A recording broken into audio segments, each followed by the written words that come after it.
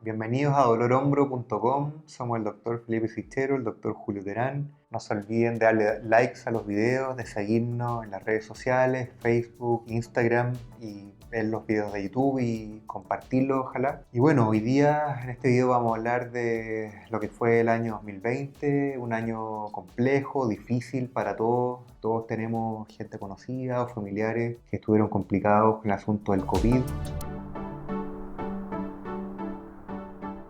Y bueno, en este gráfico podemos ver el número de casos nuevos confirmados por día, más o menos para graficar un poquito cómo ha sido la pandemia en nuestro país. Y tenemos el primer pic que fue en junio del año 2020, alcanzando 7.000 casos nuevos por día. Y luego podemos ver el segundo y tercer pic que fueron en junio del 2021, llegando a 9.000 casos nuevos por día. ¿Qué opinas de esto, Felipe? ¿Qué te parecen los comportamientos de la pandemia? Bueno, esto es para que ustedes se den cuenta y refleja en el fondo cómo se estresó el sistema de salud chileno, tanto en la urgencia como en los pabellones que fueron ocupados por pacientes con COVID, y por esto en estos periodos no pudimos operar pacientes electivos y también las unidades de pacientes críticos. En el fondo el mensaje es que se sigan cuidando, si bien ya la vacunación en nuestro país ha sido un éxito. En este gráfico podemos ver cómo ha ido el proceso de vacunación. Acá podemos ver el número de dosis por cada 100 habitantes y podemos ver que Chile ha tenido uno de los procesos más exitosos de vacunación, en primer lugar Israel y luego Emiratos Árabes Unidos. Estos son datos de junio del 2021 y probablemente ya a la fecha hayan tenido cierta modificación. ¿Qué opinas tú, Felipe, de estos números? Bueno, súper importante destacar acá toda la logística que se ha tenido que llevar a cabo por parte de las autoridades, no solo de salud, sino que todos los involucrados en esto.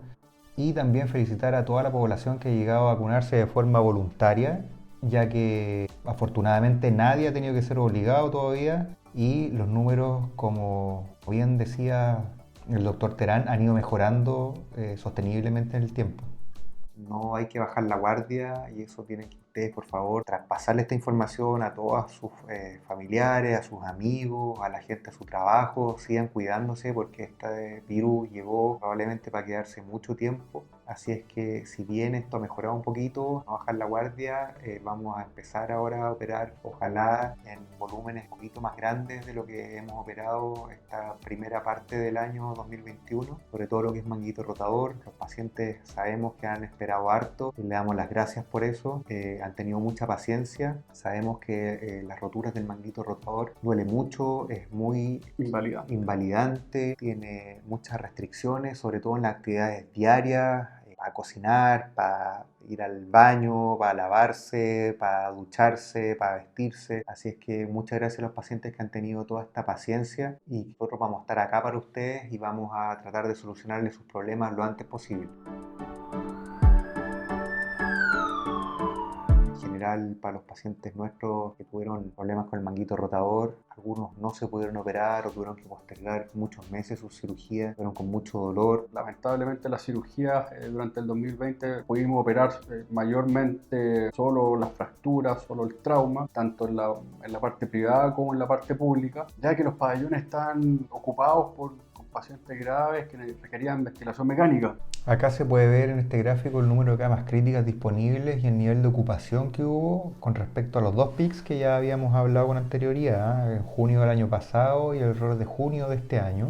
Y esto trata de explicarles un poco la capacidad que siempre estuvo al límite, sobre todo en las camas críticas. Nunca, gracias a Dios, se ha tenido que estar en el dilema de la última cama. Eso es bien rescatable. Y también lo otro muy destacable es que el personal de salud siempre ha estado bajo mucho estrés, pero han sabido sacar esto adelante, dejando de lado su familia, dejando de lado su vida personal muchas veces, pero siempre poniendo a los pacientes en el foco de toda su atención.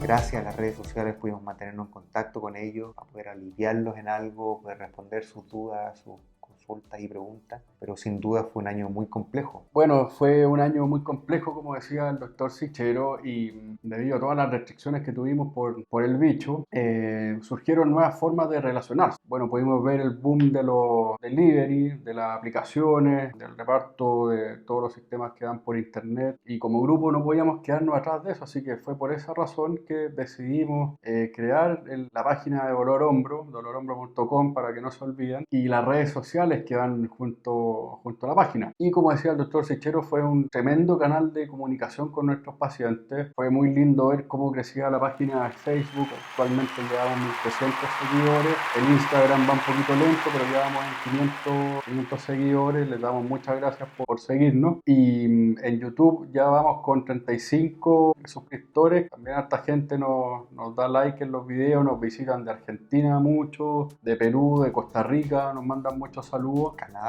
De Canadá también. Y bueno, ha sido una experiencia muy gratificante, muy entretenida, adaptarnos a todo este tema de las redes sociales. También aprovechen de comentar en el video todas las dudas que tengan, por favor háganlas, escríbanos, y nosotros felices de hacer videos explicándoles. De hecho, queremos hacer otro video con todas las dudas que nos han ido preguntando. Es un video más o menos de preguntas frecuentes, así que esperamos hacer ese próximo video, y ojalá que quede bien y ojalá que les guste.